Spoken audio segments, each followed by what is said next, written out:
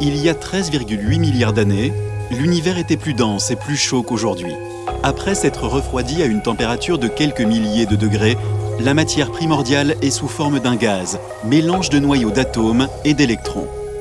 À cette époque, matière et lumière sont encore intimement mêlées. Sans cesse diffusée par les électrons libres, la lumière change constamment de direction et reste piégée par la matière. Tout se passe comme dans un brouillard où les gouttelettes d'eau diffusent la lumière et gênent sa propagation. Au fil de l'expansion de l'univers, la matière devient moins dense et plus froide. En dessous d'une certaine température, l'agitation des électrons devient suffisamment faible.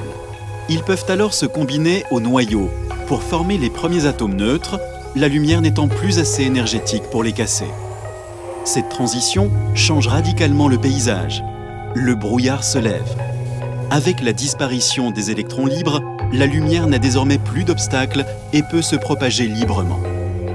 Il a fallu environ 380 000 ans depuis le début de l'expansion pour que la lumière s'extrait enfin de la matière. Elle conserve la trace de sa dernière interaction avec la matière. Max s'engage dans un long voyage qui va durer des milliards d'années avant de nous parvenir.